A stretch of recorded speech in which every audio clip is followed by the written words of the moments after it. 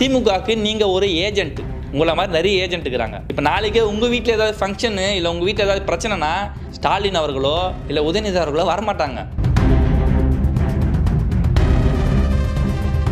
இவங்க வந்து ஆர்எஸ்எஸ் கூலி, கைக்கூலி, இவங்க அங்கே துட்டு வாங்கிட்டாங்க, இவங்க சங்கி, இவங்க நீல சங்கி, ப்ளூ சங்கி, வெள்ளை சங்கி, என்னென்னவோ பேர் கொடுப்பானுங்க இவனுங்க.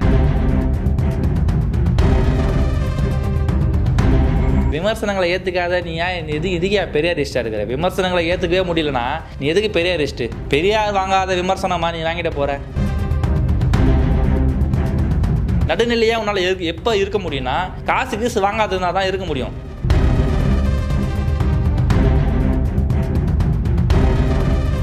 உடனே டிஃபெண்ட் பண்ணிடணும். டிஃபெண்ட் பண்ணுறது இல்லாமல் அவன் மேலே ஒரு குற்றச்சாட்டை தூக்கி குண்டு அடிச்சிடணும். உடனே அடிச்சுட்டு வந்தீங்க அவன் துரோகி, அவன் சங்கி, அவன் காசு வாங்கிட்டான். ஏன்டா உன்னை பற்றி ஒருத்தவன் விமர்சனங்களை வச்சா அவன் வந்து காசு வாங்கிட்டானா?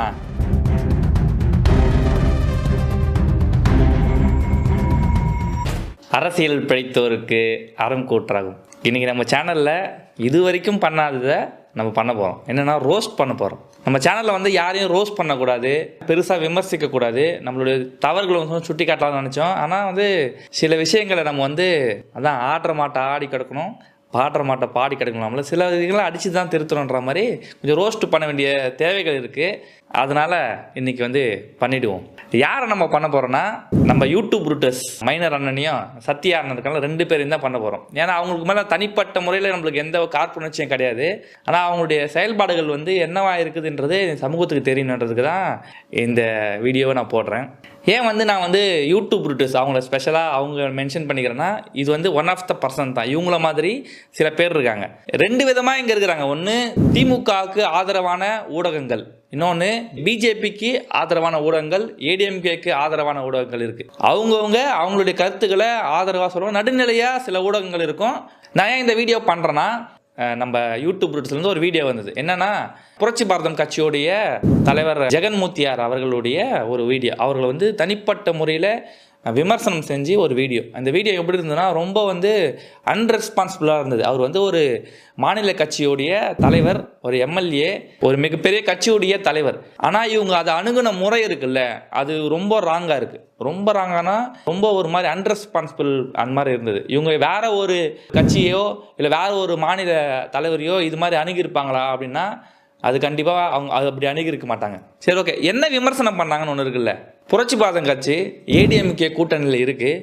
இப்போ ஏடிஎம்கே வந்து பிஜேபி கூட்டணிக்கு போகுது. அதனால் வந்து டாக்டர் ஜெகன்மூர்த்தியார் அவர்கள் என்ன பண்ணார்னா ஒரு பேட்டி ஒன்று கொடுக்குறாரு. இது மாதிரி இந்த கூட்டணி ரொம்ப ஸ்ட்ராங்காக இருக்குது, அதனால் வந்து சிறுபான்மையர் ஓட்டு வந்து தலித் மக்களுடைய ஓட்டுகள் வந்து இங்கே போட மாட்டாங்கன்னு சொல்கிறாங்க. அது மாதிரிலாம் கிடையாது, இந்த கூட்டணிக்கு கண்டிப்பாக ஓட்டு போடுவாங்கன்னு சொல்லி முடிச்சுட்டு போயிடுறாரு. இந்த ஒரு வீடியோ எடுத்துகிட்டு இவங்க நம்ம அண்ணனுங்க இருக்காங்கல்ல, மைனரும் சத்யாவும், அந்த பேசுகிற தோரணைகள் இருக்குது. அது மாதிரி ஒரு மாதிரி ரொம்ப ஒரு ஃபஸ்ட்டாக இதுக்கப்புறம் புரட்சி பாரதம் கட்சி வந்து கண்ணமாப்பட்ட சுடுகாட்டில் போய் க்ளோஸ் பண்ணிடலாம், இது மாதிரியான ஒரு ரொம்ப கொச்சையான ஒரு வார்த்தைகள்லாம் சொல்லிட்டாங்க. அது வந்து ரொம்ப தவறான விஷயம். ஸோ அதனால் இவங்களை கண்டிப்பாக இவங்க யார், இவங்க வரலாறு, ஹிஸ்ட்ரி, ஜாகிரபிலாம் ஒன்று இருக்குல்ல, அது கண்டிப்பாக கொஞ்சம் பேசணும்ல. இவங்க என்ன வந்து பெருசாக இவங்க மேலே குற்றச்சாட்டு வைக்கிறாங்கன்னா, புரட்சி பாரதம் கட்சி வந்து நீங்கள் வந்து பிஜேபி கூட போகிறீங்களே, ஏன் போகிறீங்க? நீங்கள் அவங்க வந்து தலித் மக்களுக்கு எதிராக செயல்படுற பிஜேபிக்கு எதிராக ஏன் போகிறீங்க? கொந்தளிச்சார் அண்ணன். 2 பேரும் சேர்ந்து பயங்கரமாக கொந்தளிச்சாங்க. இது மாதிரி சிஏஏ, என்ஆர்சி, நீட்டு இதெல்லாம் வந்து பிஜேபி எடுத்துன்னு வந்தது. நீங்கள் அந்த கூட்டணியில் போகிறீங்களே, இத்தனை வருஷமாக ஒரு எம்எல்ஏவாக இருந்தீங்களே, நீங்கள் என்ன பண்ணீங்க? சும்மா ஒரு எம்எல்ஏ வந்து சீட்டு வாங்கிக்கினே நீங்கள் மாதிரி ஜாலியாக இருக்கிறீங்க, நீங்கள் என்ன சாதனை பண்ணீங்க? அதை நிறுத்துனீங்களா, போராடினீங்களா அப்படின்ட்டு பயங்கரமான கொஸ்டின்ஸ்லாம் எழுப்பிடாரு. அதை கேட்டவொடனே நம்மளுக்கே வந்து ஒரு ஜென்ரல் ஆடியன்ஸாக பார்க்கும்போது என்னடா இது, எம்எல்ஏ பார்த்து இவ்வளோ ஒரு கட்சிக்காரை பார்த்து இந்த அண்ணனுங்களாம் பயங்கரமாக கொஸ்டின் கேட்டாங்களே, இந்த அண்ணனுங்களாம் பயங்கரமான உத்தமம் படுது அது மாதிரி யோசிக்க தோணும். ஆனால் அண்ணனுங்க அப்படி கிடையாது. உத்தரப்பிரதேசத்தில் வந்து தலித் மக்களை எப்படி பண்ணாங்க, மேலே வந்து யூரின் அடித்தாங்க. மத்திய பிரதேசத்தில் தலித் பெண்களை வந்து அடித்து முதுகுலாம் உடைக்க வச்சாங்க. அப்புறம் வந்து ஹரியானாவில் பண்ணாங்க, ஜார்க்கண்டில் பண்ணாங்க, அது பண்ணாங்க, இது பண்ணாங்க. இந்தியா ஃபுல்லாக பிஜேபி நிர்வாகிகள் பண்ண தலித் மக்களுக்கு எதிரான கொடுமைகளை ஃபுல்லாக சொல்லிட்டாங்க. இந்த மாதிரி தலித் மக்களை வந்து காலி பண்ணுறதே பிஜேபி தான், அது பயங்கரமாக பேசிட்டாங்க. அது வரைக்கும் நிறுத்தினா போதும். தமிழக அரசுலேயும் வந்துட்டாங்க. தமிழக அரசில் வந்து ஏடிஎம்கே ஆட்சியில் வந்து என்ன நடந்தது தெரியுமா? சபாநாயகர் தனபால் அவர் வீட்டுக்கு வந்து போனாங்க. அப்போ யாரும் வீட்டில் சாப்பிடல. யாருன்னா இப்போ இருக்கிற தங்கமணி, வேலுமணி, அப்புறம் வந்து இருக்கிற அமைச்சர் யாருமே அவங்க வீட்டில் சாப்பிடவே இல்லை. எல்லாம் வந்துட்டாங்க. அதை பார்த்துட்டு வந்து ஜெயலலிதா அம்மா வந்து அவங்களுக்கு வந்து சபாநாயகர் கொடுத்தாங்க. அதுக்கப்புறம் எடப்பாடி கே பழனிசாமி அவர்கள் தலித் மக்களுக்கு செஞ்ச கொடுமை அப்படி இப்படின்ட்டு பயங்கரமாக பேசிட்டாரு. ஏன்னா திமுக ஆட்சியில் வந்து 2 நாளைக்கு முன்னாடி ஒருத்தனை வந்து வெட்டுறானுங்க. ஒரு மாதத்துக்கு முன்னாடி போய் ஒரு பைக் ஓட்டினான்னு ஒருத்தனை வெட்டுறானுங்க. அதுக்கு முன்னாடி மாதம் வந்து ஒருத்தனை கபடி ஆடிட்டான் நல்லா ஆடிட்டானுக்காக வெட்டுறானுங்க. அதுக்கு முன்னாடி மாதம் வந்து நல்லா படிச்சுட்டான்னு வெட்டுறானுங்க. இதெல்லாம் வந்து அண்ணனுக்கு காதில் கேட்காது. இந்த காதில் வந்து சுத்தமாக போகாது, வெளியில் போயிடும். இந்த சைடு அப்படியே போய் ரிட்டர்ன் போயிடும். திமுக ஆட்சி நடந்ததில்ல. அதனால் திமுக ஒன்றிய செயலாளர், திமுக அமைச்சருக்கு RS பாரதி, அப்புறம் ரகுபதி, இவங்க எல்லாமே இந்த அமைச்சர்கள் எல்லாருமே தலித் மக்களை வந்து ரொம்ப பயங்கரமாக கீழே இறங்கி வன்மையாக தாக்குறாங்க. அதெல்லாம் அண்ணங்களுக்கு காதில் கேட்காது. இப்படி வந்து அப்படி போயிடும். ஏன்னா திமுக மறைஞ்சிடும் அப்படி கன்ஃபார்மாக. இப்போ பிஜேபியோ இல்லை ADMKவையோ யாருன்னா பண்ணாங்கன்னா அண்ணனுக்கு அப்படி கொதிச்சு எழுந்துருவார். பயங்கரமாக அப்படி கொதிச்சு ஏற்றுவார். இப்போ லேட்டஸ்ட்டாக ஒரு விஷயம் நடந்தது. கும்மிடிப்பூண்டி பக்கத்தில் கரடிப்புத்தூர்னு ஒரு ஊரில் ஒரு போராட்டம் நடக்குது. என்னன்னா அங்கே இருக்கிற தலித் மக்கள் என்ன பண்ணுறாங்க, நாங்கள் வாழ்கிறதுக்கு நிலம் வேணும்ன்ட்டு பட்டா எழுதுக்கு வேணும்னு கேட்குறாங்க. பட்டா வந்து ரொம்ப நாளாகவே மறுக்கப்படுற பட்டா அந்த இடத்துல கவர்மெண்ட் என்ன பண்ணுறது, ஒரு கோரிக்கை வந்து குத்தகை விடுது. அப்போ அந்த மக்கள் என்ன பண்ணுறாங்க, நாங்கள் வசிக்கிறதுக்கு பட்டா கேட்டுனுக்குறோம், இங்கே தான் நாங்கள் வசிச்சுட்டு இருக்கோம், இந்த இடத்துல பட்டா கேட்குறோம், எங்களை அகற்றிட்டு அந்த இடத்துல நீங்கள் வந்து கோரிக்கை வந்து கேட்குறீங்களே, அது எங்களால் முடியாதுன்னு போராட்டம் பண்ணுறாங்க. இந்த போராட்டத்தை கேள்விப்பட்டு விடுதலை சிறுத்தையோட கட்சியும் அப்புறம் வந்து அறம் படத்தோட டைரக்டர் கோபி நாயனார் அவர்கள் என்ன பண்ணுறாரு, இந்த போராட்டத்தை பங்கு பெற்று இந்த போராட்டத்தை பற்றி பெருசாக அவர் வந்து லீட் பண்ணும்போது என்ன பண்ணுறாங்க, ரஞ்சித் அவர்கள் நடத்துகிற நீலம் சோஷியல் என்ற ஒரு சேனலில் வந்து ஒரு சின்ன இன்டர்வியூ கொடுத்துறாரு. என்ன கொடுக்குறாருன்னா, அரசை வந்து விமர்சிக்கிறார். நாங்கள் இவ்வளோ போராட்டம் பண்ணுறோம், இத்தனைக்கும் கூட்டணி தோழமையில் இருக்கிற விடுதலை சிறுத்தைகள் தான் அங்கே போராட்டம் பண்ணுது. அவரும் விடுதலை சிறுத்தைகளுடைய ஒரு முக்கிய நிர்வாகி, அப்புறம் ஒரு டைரக்டர். இவர் என்ன பண்ணுறாரு, ஒரு போராட்டம் பண்ணுறாரு. அந்த போராட்டத்தில் அப்போ அரசை வந்து விமர்சிக்கிறார். என்ன விமர்சிக்கிறாருன்னா, ஏங்க நாங்கள் வந்து பட்டா கேட்குற எங்களை போயிட்டு நீங்கள் அரெஸ்ட் பண்ணுறீங்க, அங்கே இருக்கிற மக்களை போய்ட்டு அடிக்கிறீங்க, அங்கே இருக்கிற பெண்களுக்கெல்லாம் ரத்தம் வருது, நீங்கள் என்ன மாதிரியான கொடுங்கோல் ஆட்சி நடத்துறீங்க அப்படின்னு கேட்டார். எவ்வளோ பேர் தப்பு கேட்டார்ல. அது இல்லாமல் இன்னொரு வார்த்தையும் சொல்லிட்டாரு, நாங்கள் வந்து தெருவில் இறங்கி போராடிட்டு இருக்கிறோம், எங்கள் போராட்டம் உங்களுக்கு பெருசாக தெரியாது, 4 சவுத்துக்குள்ளே நின்று மதிவதனி போன்ற, இந்த வார்த்தை ரொம்ப முக்கியம், மதிவதனி போன்ற பெரியாரிஸ்டுகள் பேசினா இங்கே வந்து மிகப்பெரிய போராளியாக பார்க்குறாங்க. நாங்கள் தெருவில் நடக்கிற எங்களை யாரும் இங்கே பெருசாக கண்டுக்கிறதே கிடையாது, எங்கள் போராட்டம் இங்கே வந்து பெருசாக போகிறதே கிடையாது அப்படின்னு சொன்னதுனால அண்ணன் ஜாம்பியாக மாறிட்டார். போய் கடிக்க ஆரம்பிச்சிட்டாரு.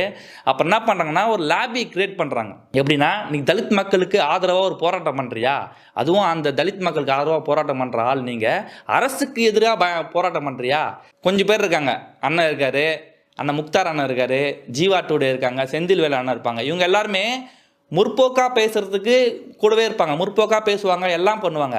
ஆனால் திமுக ஆட்சிக்கு ஏதாவது ஒன்று பிரச்சனைனா அப்படியே திரும்பி அவங்களுக்கு எதிராகவே மாற்றி விட்டு அந்த லாபியை கிரியேட் பண்ணுறதுல அண்ணன்லாம் ரொம்ப எக்ஸ்பர்ட்டு. அந்த வேலையை கரெக்டாக பண்ணாங்க. என்ன பண்ணாங்கன்னா, டாக்டர் தொல் திருமாவளவன் அவர்களுக்கு ஆப்போசிட்டாகவே அவரை மாற்றினாங்க. அவருடைய ஹிஸ்ட்ரி பழசாக பேசினது எல்லாத்தையும் அந்த ரெக்கார்டுக்காரெலாம் எடுத்து, யாருக்கு ஆதரவாக பேசினேன், விடுதலை சிறுத்தைன்னு ஒரு கட்சி வச்சு தானே பேசினேன், அந்த கட்சியை உனக்கு எதிராக மாற்றுறேன் அப்படின்றத ரொம்ப தெளிவாக இந்த வேலையை பண்ணிவிட்டாங்க. இது வந்து காலந்தொட்டு நடக்கிறது. இப்போ 2 விஷயம்தான். நீங்கள் சொல்கிற மாதிரி கூட்டுறல பிரகாரம் பிஜேபியோ ADMKவோ தலித் மக்களுக்கு எதிராகவே இருக்கட்டும், அவங்க வில்லனாகவே இருந்துட்டு போட்டோம், அவங்க பிரச்சனை தான், அவங்க தலித் மக்களுக்கு ஆதரவாக அவங்க எதுவுமே பண்ணுறதில்ல, பிரச்சனை தான், அது நோ ப்ராப்ளம், ஏன்னா அவங்க எதிரி. ஆனால் இது மாதிரி பீப்புள் இருக்கிறாங்கல்ல, இது டேஞ்சர். ஏன் டேஞ்சர்னு சொல்கிறேன்னா, இவங்களாம் என்ன பண்ணனா கூடவே இருக்கிறது, நான் தான் சிறுபான்மையிற்கு ஆதரவு, நான் தான் தலித் மக்களுக்கு ஆதரவு அப்படின்னு கூடவே இருந்துட்டு ஒரு வேலையை ஒன்று பண்ணுறது. இப்போ வேங்க வயலில் பண்ணாங்க.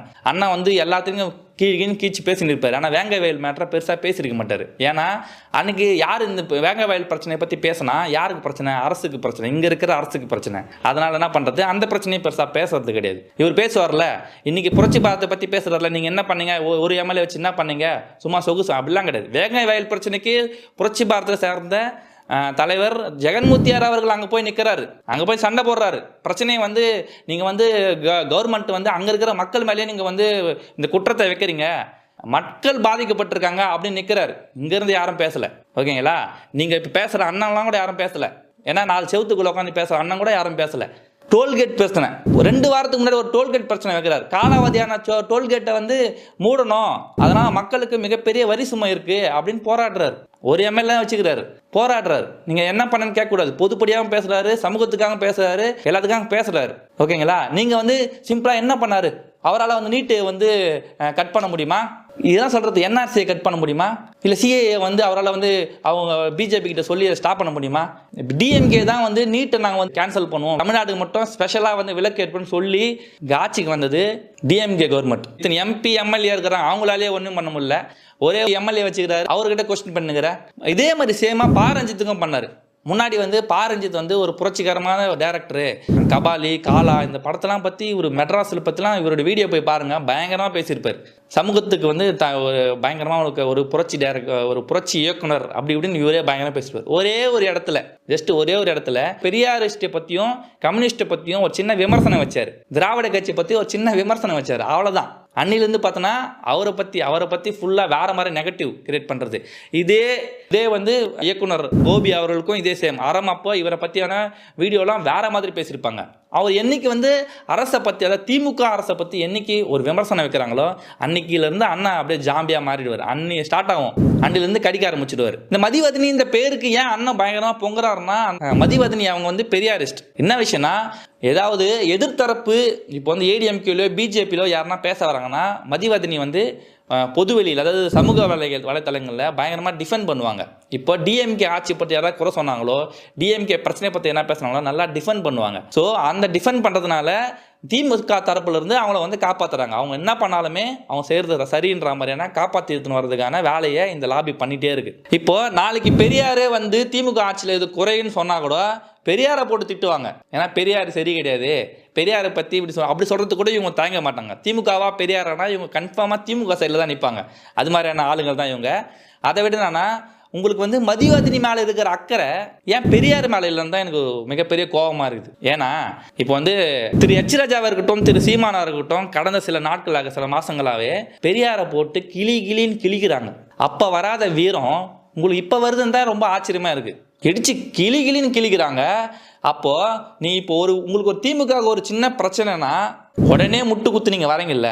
பெரியாருக்கு இவ்வளோ பெரிய பிரச்சனை, பெரியாரை போட்டு அந்த கிழிக்கிறாங்க. ஏன் ஒரு எம்எல்ஏ எம்பி இவ்வளோ எம்பி வச்சுக்கிறாங்க, இவ்வளோ எம்எல்ஏ வச்சுக்கிறாங்க, ஒரு சின்ன ஒரு கண்டனம் கூட தெரிவிக்கல, ஒரு சின்ன போராட்டம் பண்ணல. அரசே உங்ககிட்ட தானே இருக்குது. அவங்க 2 பேரையும் போட்டு ஒரு கேஸை போட்டு அரெஸ்ட் பண்ணிக்கலாம். ஒரு கேஸ் கூட ஃபைல் பண்ணவே இல்லை. ஏன்னா திமுகவுக்கு தெரியும் பெரியார் எங்கே வைக்கணும், உங்களை எங்கே வைக்கணும், எல்லாமே திமுகவுக்கு தெரியும். ஏன்னா திமுகவுக்கு நீங்கள் ஒரு ஏஜென்ட், உங்களை மாதிரி நிறைய ஏஜென்ட் இருக்கிறாங்க. இப்போ நாளைக்கு உங்கள் வீட்டில் ஏதாவது ஃபங்க்ஷனு இல்லை உங்கள் வீட்டில் ஏதாவது பிரச்சனைனா ஸ்டாலின் அவர்களோ இல்லை உதயநிதி அவர்களோ வரமாட்டாங்க. அதுவே பாருங்கள், திமுகவை பற்றி பயங்கரமாக திட்டிருப்பாங்க. எச் ராஜாவாக இருக்கட்டும், இல்லை பாண்டேவாக இருக்கட்டும், இல்லை எஸ்வி சேகராக இருக்கட்டும். இவங்க வீட்டில் ஏதாவது சின்ன பிரச்சனைனா பாருங்க, பிரச்சனையோ சாவோ வாழ்க்கோ முதல்வரே போய் நிற்பார். அதுதான் வித்தியாசம். ஓகேங்களா? நீங்கள் லாஸ்ட் வரைக்கும் கத்திக்கினே தான் இருக்கணும். அண்ணா வந்து ஏடிஎம்கேக்கு என்ன சொல்றாருன்னா, நீட்டுக்கு வந்து எதிர்ப்பாக ஓட்டு போட்டீங்க, வக்பு சட்ட திருத்தத்துக்கு எதிராக இது போட்டீங்க, இவ்வளோ எதிர்ப்பா பண்ணி நீங்கள் பிஜேபி கூட ஏன் கூட்டணி போனீங்கன்னு ஏடிஎம்கே பாட்டு கேட்குறாரு. அண்ணா வந்து ஏடிஎம்கேவை வந்து டிஎம்கே கூட கூட்டணி வைக்கணும்னு நினைக்கிறேன். அப்படிதான் அவர் யோசிக்கிறாருன்னு நினைக்கிறேன். இவருடைய வீடியோ எல்லாம் முன்னாடி வீடியோ எல்லாம் போய் பார்த்தா விஜய் கோமாளி, சீமான் கோமாளி, எடப்பாடி கோமாளி, எல்லாமே கோமாளிங்க. யார் தான் எங்க ஹீரோ அப்படின்னா, அண்ணனுங்களோட பாயிண்ட்ல டிஎம்கே மட்டும் தான் ஹீரோ. டிஎம்கே தாண்டி மீது எல்லாமே கோமாளியாக தான் தெரிவாங்க அண்ணனுக்கு. அப்புறம் வந்து ரொம்ப முக்கியமான விஷயத்த வந்து பயங்கரமாக அண்ணன் வந்து அடிக்கோல் காட்டுறது. நீங்கள் இது மாதிரி அப்படி பண்ணாங்களே, அவங்க கூட கூட்டணி வச்சிட்டிங்களே, இப்படி பண்ணாங்களே, இவங்க கூட கூட்டணி வச்சிட்டிங்களே, இது மாதிரி பண்ணால் அவங்க கட்சி ஆகுது, இது மக்களே அவங்களை உள்ளே சேர்க்க மாட்டாங்க, அப்படி இப்படின்னு பயங்கரமாக பேசிட்டாரு. நானே உணர்ச்சி வசப்பட்டேன், என்னடா இது அண்ணன் இப்படி பேசிட்டாரு அப்படின்ட்டு. கொஞ்சம் அரசியலில் கொஞ்சம் பின்னாடி போய் பார்த்தா அப்போ தான் தெரியுது. ஏன்னா 1992 தான் வந்து பாபர் மசூதி இடிக்கிறாங்க. சிறுபான்மையர்களுக்கான மிகப்பெரிய ஒரு துரோகம்னு சொல்லலாம். அந்த விஷயத்த பண்ணுறாங்க, பாபர் மசூதி இடிக்கிறாங்க. பிஜேபி கூட திமுக கூட்டணி இருக்குது.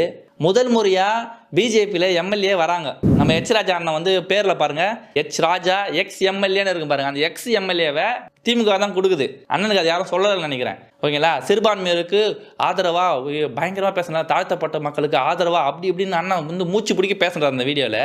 எச் ராஜாவுக்கு எம்எல்ஏ பதவி கொடுத்தவர் நம்ம திமுக தான்ன்றதை அண்ணன் மறந்துட்டார். நிறைய அண்ணன் பேசிட்டே வருவார். இப்போ என்னன்னா, இன்னைக்கு எல்லாரையும் தப்பாக சொல்லிட்டாரு. இந்த கட்சி சரியில்லை, அந்த கட்சி சரியில்லை, அவங்க இல்லை, இவங்க இல்லை. நான் இன்னைக்கு பிஎம்கே வந்து விமர்சிட்டு இருக்காரு. இப்போ பிஎம்கே வந்து பொட்டி வாங்கிட்டாங்க, மாங்காய் அது இதுன்னு பயங்கரம் விமர்சித்து இருக்கிறாரு. இந்த 2026 எலெக்ஷனில் பிஎம்கே வந்து டிஎம்கே கூட வரத்துக்கு வந்து ரொம்ப ட்ரை பண்ணிருக்காங்க. இப்போ டிஎம்கே வந்ததுக்கப்புறம் அண்ணா வந்து பிஎம்கே எப்படி விமர்சிப்பார்? அது கண்டிப்பாக தெரியணும். ஏன்னா கண்டிப்பாக அப்போ வந்து பிஎம்கே உடைய சமூக நீதி கட்சியாக அண்ணனுக்கு தெரியும், கன்ஃபார்மாக தெரியும். அதை பற்றி பேசுவார். ஓகேங்களா? இது எப்படி இருக்குன்னா, பிஜேபி என்ன பண்ணுவாங்க, அமலாக்கத்துறையை வச்சு ஒரு ரைடை விடுவாங்க. ரைடை விட்டு ஒருத்தவனை வந்து ஃபுல்லாக ஊழல்வாதி பயங்கரமாக காட்டுவாங்க. அதே ஆள் என்ன பண்ணுவார், ஒரு மாதம் கழிச்சு என்ன பண்ணுவார், பிஜேபியில் வந்து ஜாயின் பண்ணதுக்கப்புறம் அந்த இடி ரைடு, அந்த ஊழல் எல்லாம் மறைஞ்சு போயிட்டு அவர் வந்து புனிதராக மாறுவார். இதே தான் பிஜேபி என்ன பண்ணுதோ அதே தான் நம்ம அண்ணன்லாம் பண்ணுவாங்க. சேம் ஒன்றுத்துக்கும் ஒன்றும் சலைச்சது கிடையாது. இப்போ திமுகவுக்கு எதிராக வந்து ஏதாச்சும் விமர்சனங்களை வச்சுட்டாவே இவங்க என்ன தெரியுமா பண்ணுவானுங்க, இவங்க வந்து ஆர்எஸ்எஸ் கூலி, கைக்கூலி, இவங்க அங்கே துட்டு வாங்கிட்டாங்க, இவங்க சங்கி, இவங்க நீல சங்கி, ப்ளூ சங்கி, வெள்ளை சங்கி, என்னென்னவோ பேர் கொடுப்பானுங்க இவனுங்க. இப்போ தீக்கான்னு ஒரு இயக்கங்குது இல்லை, இந்த தீக்கான்னு ஒரு இயக்கம் பொதுவெளியில் சும்மா ஒரு லிஸ்ட் எடுங்களேன். லாஸ்ட் ஒரு 15-20 வருஷமாக ஒரு லிஸ்ட் எடுங்க. தீக்காவுடைய போராட்டங்கள் என்னவா இருக்குது. சும்மா ஒரு 4 பேர் இருந்துக்கிட்டு சோஷியல் மீடியாவிலேயே ஒரு 4 ரூமில் இருந்துக்கின்னு பேசிட்டே இவனுக்கு காலத்தை ஓட்டின்னு இருக்கிறானுங்க. இவங்க எதுக்காக இந்த தீக்கான்ற ஒரு இயக்கம் இருக்குது அப்படின்னா, திமுகவுக்கு முட்டு கொடுக்குற ஒரு வேலை தான் கரெக்டாக செய்யுது. ஓகே, பெரியார் வந்து அதை சொல்லலையா? பெரியார் வந்து ஒரு கொள்கையே வேறையா? அவருடைய கொள்கையை பரப்பணும்னா பொதுப்படியான ஒரு சமூகத்தில் வாழ்ந்துட்டு இருக்கீங்க நீங்கள் வந்து ஒரு தாழ்த்தப்பட்ட மக்களுக்கும் விளிம்பு நிலை மக்களுக்கு இருக்கிற போராட்டம் நீங்கள் பொதுவாக பண்ணுறதே கிடையாது. ஓகேங்களா? நீங்கள் சோஷியல் மீடியாவிலையும் சரி நீங்கள் பேசுறதுக்கு எல்லாமே இப்போ வந்து திமுகவுக்கு ஆப்போசிட்டாக யாராவது பேசுகிறாங்களா அவங்கள டிஃபெண்ட் பண்ணுறதுக்கு மட்டும்தான் நீங்கள் ஒரு டூலாகவே இருக்கிறீங்க. முதல்ல உங்களை சுய பரிசோதனை செய்யுங்க. ஓகேவா? மற்ற யாருக்கும் போய் நீங்கள் அட்வைஸ் பண்ணுற வேலையை ஸ்டாப் பண்ணிவிட்டு நீங்கள் தீக்கா என்ன வேலை பார்க்குறீங்க? தமிழகத்தில் தீக்கா கூடிய வேலை என்னது? பெரியார் என்ன சொன்னார்? பெரியாருடைய கொள்கை என்னது? அந்த கொள்கைக்கு ஏற்ற மாதிரி வாழ பழகிக்கிங்க. ஃபஸ்ட்டு உங்கள் சுய ஒழுக்கம் உங்களுக்கு தான் முதல்ல பாருங்கள். மற்றவங்களுக்கு போயிடுவீங்க. அப்புறமா நீங்கள் போயிட்டு ஏடிஎம்கேக்கோ இல்லை புரட்சி பாரத்துக்கோ அட்வைஸ் பண்ணுற வேலை, நீங்கள் பிஜேபி கூட சேராதீங்க அப்படின்னு சொல்கிற வேலை கிடையாது. திமுக ஆட்சியில் இருக்கிற பிரச்சனை என்னது, அந்த பிரச்சனையை சால்வ் பண்ணுறதுக்கான வேலையை பார்க்கணும். விமர்சனங்களை ஏற்றுக்குங்க. விமர்சனங்களை ஏற்றுக்காத நீ ஏன் இதுக்கே பெரியாரிஸ்டாக இருக்கிற? விமர்சனங்களை ஏற்றுக்கவே முடியலன்னா நீ எதுக்கு பெரியாரிஸ்ட்டு? பெரியார் வாங்காத விமர்சனமாக நீ வாங்கிட்ட போகிற? உடனே டிஃபெண்ட் பண்ணிடணும். டிஃபெண்ட் பண்ணுறது இல்லாமல் அவன் மேலே ஒரு குற்றச்சாட்டை தூக்கி குண்டு அடிச்சிடணும். உடனே அடிச்சுட்டு வந்தீங்க அவன் துரோகி, அவன் சங்கி, அவன் காசு வாங்கிட்டான். ஏன்டா உன்னை பற்றி ஒருத்தவன் விமர்சனங்களை வச்சா அவன் வந்து காசு வாங்கிட்டானா? ஆளுகிறவங்களுக்கு மேலே எந்த வித விமர்சனங்களும் வைக்கக்கூடாதா? நீ போன ஆட்சியில் வச்சல்ல, நீ வச்சதானே போன ஆட்சியில். இந்த ஆட்சியில் வந்து இப்போ நானே சொல்கிறேன், நானே வந்து திமுக ஆட்சி இருக்கிற நல்லதும் சொல்லுவேன், கெட்டதும் சொல்லுவேன். அதுதானே வந்து விமர்சனங்கள் ஏற்றுக்கிற மனசு இல்லைன்னா இங்கே ஆட்சி செய்கிறதுக்கே வேஸ்ட்டு. நீ வந்து உத்தரப்பிரதேசத்தில் இருக்கிற சட்ட ஒழுங்கு, மத்திய பிரதேச இருக்கிற சட்ட ஒழுங்கு, டெல்லியில் இருக்கிற சட்ட ஒழுங்கை பற்றி மட்டும் பேசுகிறல்ல, இங்கே இருக்கிற சட்ட ஒழுங்கு என்னவாச்சு? அதை பற்றி என்னைக்காவது பேசியிருக்கிறியா? பிஎஸ்பியுடைய மாநில தலைவரை இங்கே போட்டு பூந்து வெட்டுறானுங்க. அதுக்கு என்ன மாதிரியான நீங்கள் ரியாக்ஷன் கொடுத்தீங்க? இல்லை 2-3 பேர் சுட்டு போட்டிங்களா? எதுக்கு போட்டிங்களா? அவங்ககிட்ட வந்து அவங்க தான் குற்றவாளியாக நிரூபிக்கப்பட்டதுன்னா அவனை கோர்ட்டில் திரும்பி காட்ட தானே. இந்த விஷயமே வந்து இன்னும் கேள்விக்குறியாக இருக்குது. இன்னும் விமர்சனங்கள் வந்து தமக்குள்ள ஒரு விமர்சனங்கள் இல்லை, அதை முதல்ல சரி பண்ணணும். நீ போயிடுற அங்கே இங்கன்னு. நான் ஒத்துக்கிறேன், இந்தியாவிலேயே எல்லா மாநிலங்களுடைய தமிழ்நாடு முன்னணியில் தான் இருக்குது. ஓகேவா? ஆனால் நம்மக்கிட்ட பிரச்சனை இருக்குது. நீ அதை பற்றி மட்டுமே பேசினுக்கிற. இங்கே இருக்கிற பிரச்சனையும் சேர்த்து பேசுன்னு தான் சொல்கிறேன். அதை முதல்ல ஏற்றுக்கிற மனநிலையை முதல்ல வரத்துக்கோ. ரொம்ப நாளாகவே இவங்க வீடியோஸ்லாம் பார்த்துட்ருக்கேன். இவங்க அரச பயங்கரத்தை பற்றி பயங்கரமாக வீடியோ போடுவாங்க, சமூக நீதியை பற்றி பயங்கரமாக போடுவாங்க, எல்லாத்தையும் பற்றியும் பயங்கரமாக போடுவாங்க. ஆனால் இவங்க எல்லா பயங்கரமும் மத்திய அரசுக்கு ஆப்போசிட்டாக இருக்கும். திமுகவுக்கு வந்து இந்த 5 வருஷத்தில் பொற்கால ஆட்சி இருந்த மாதிரியே பேசுவாங்க அண்ணனுங்களாம். 5 வருஷத்தில் வந்து இது மாதிரி ஒரு ஆட்சியை வந்து பார்த்துருக்கே முடியாது. இவர் மட்டும் கிடையாது, அண்ணனாக இருக்கட்டும், செந்தில்வேல் அண்ணனாக இருக்கட்டும், ஜீவாட்டுடைய அண்ணா இருக்கட்டும், இல்லை மற்ற எல்லாம் மதிமாறன், இவங்க எல்லாருமே இதே தான். இவங்க எல்லாருமே திமுகவுக்கு ஒரு பிரச்சனைனா அவ்வளோதான், அண்ணனுங்களுக்கு நெஞ்சிலாம் வெடிச்சிட்டோம். எப்பா திமுகவை பற்றி சொல்லிட்டானுப்பா, அவங்கள வந்து புழிஞ்சு போட்டு நம்ம நினச்சி வருவாங்க. மற்றவங்கள பற்றி தரக்குறைவாக பேசி எல்லாமே பண்ணுவாங்க. இதே விஷயத்தை தான் வலதுசாரிகள்லேயும் பண்ணுறாங்க. அது எவ்வளோ மிகப்பெரிய தவறோ இடதுசாரிகள் இவங்க பண்ணுறதும் மிகப்பெரிய தவறு. நடுநிலையாக இருக்கணும். எப்பயுமே நடுநிலையாக உன்னால் எப்போ இருக்க முடியும்னா, காசு வாங்காததுனா தான் இருக்க முடியும். ஓகேங்களா? வலதுசாரிகள் ஒருத்தன் வீடியோ போடுறான்னா அவங்களுக்கு அவங்க ஃபன் பண்ணுறாங்க, இடதுசாரிகள் வீடியோ போடுறாங்கன்னா உங்களுக்கு ஒருத்தவங்க ஃபன் பண்ணுறாங்க. நீங்கள் ஜென்ரலாக இருந்தால் தான் 2 பேருடைய பிரச்சனையை பேச முடியும். நீங்கள் உங்களை வந்து மிகப்பெரிய ஒரு ஊடகவியலாளராக காட்டிக்கிறது மேட்டர் கிடையாது. நீங்கள் நடுநிலையாக இருந்து ஒரு விஷயத்த சொல்லும் போது தான் அதை வந்து ஏற்றுக்க முடியும். ஒரு விமர்சனங்களை ஏற்றுக்கவே முடியும். பெரியாரிஸ்ட் நீங்களாம் என்னையா பெரியாரிஸ்ட்? ஒரு விமர்சனங்களை ஏற்றுக்காத நீ ஏன் பெரியாரிஸ்ட்டு?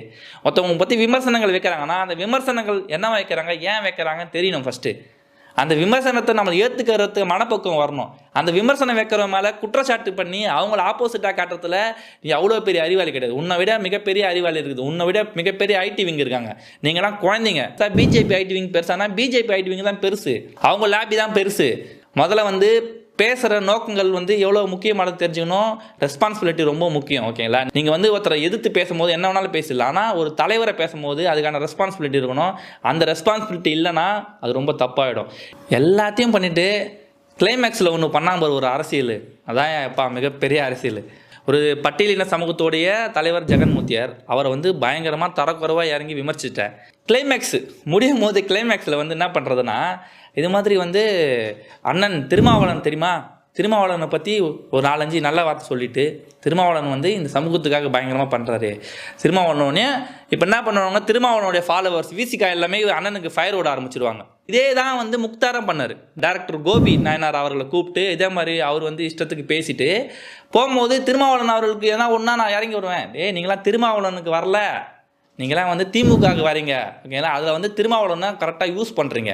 நீங்கள் விடுதலை சிறுத்தையே கரெக்டாக யூஸ் பண்ணுறீங்க. விடுதலை சிறுத்தை இப்போ நீங்கள் பேசுகிற பேச்சுக்கு ஆதரவாக வரணுன்றதுக்காக விடுதலை சிறுத்தையை யூஸ் பண்ணுறீங்க. புரட்சி பாதன ஒரு கட்சி புரட்சி பாதத்தை கற்று திட்டினா ஈக்குவலாக இருக்கிற விடுதலை சிறுத்தையை வந்து கூட வந்து ஆட் பண்ணி விட்டுட்டு இவங்க 2 பேருமே மூட்டி விட்டு விசிகா எல்லாமே ஃபயர் விட ஆரம்பிச்சிருவாங்க. ஃபயர் விடுற விசிகா எல்லாருக்கும் ஒன்று சொல்கிறேன், இன்றைக்கி புரட்சி பாதம் கட்சியோட ஜெகன்மூர்த்தியார் அவர்களை இவனுக்கு தனிப்பட்ட முறையில் வந்து ஒரு இண்டிவிஜுவல் விமர்சனம் பண்ணுற மாதிரி நாளைக்கு திமுக விட்டு வெளியே போனால் அண்ணன் திருமாவளவன் அவர்களையும் இவனுக்கு இப்படி தான் பேசுவானுங்க. இன்றைக்கி திருமாவளவன் மாதிரி ஒரு இன்டெலெக்சுவல் இல்லை, ஒரு அரசியல் சாணக்கியன் இல்லை அப்படின்னு பேசுகிறவனுங்க நாளைக்கு என்ன பண்ணுவானுங்கன்னா, நாளைக்கு திமுக விட்டு திருமாவளவன் அவர்களோ இல்லை திமுக விமர்சி ஏதாச்சும் அவர் அறிக்கையை விடும்போது அவருக்கே அரசியல் சொல்லிக் கொடுப்பானுங்க உட்காந்துன்னு. ஓகேங்களா? ஸோ அதனால் இது மாதிரி பேச்சுவார்த்தைகளை இது மாதிரி பேசுகிறத முதல்ல ஸ்டாப் பண்ணணும். ஓகேங்களா? நான் ரொம்ப நாளாகவே யோசிச்சிட்டே இருந்தேன், இந்த மாதிரி ரோஸ்ட் யாரையும் பண்ணக்கூடாதுன்னு நினச்சிருந்தேன். ஆனால் வேறு வழி இல்லை, பண்ண வேண்டிய சூழ்நிலை வந்தது. நான் பேசுறதுல ஏதாச்சும் தவறாக உங்களுக்கு ஏதாவது தோணுச்சுன்னா கண்டிப்பாக உங்களுடைய விமர்சனங்களை நான் ஏற்றுக்கிறேன், கண்டிப்பாக ரிப்ளை பண்ணி பேசுவேன். இந்த வீடியோ உங்களுக்கு பிடிச்சிருந்தா இந்த வீடியோக்கு சப்ஸ்கிரைப் பண்ணுங்கள், ஷேர் பண்ணுங்கள், கமெண்ட் பண்ணுங்கள். நன்றி, வணக்கம்.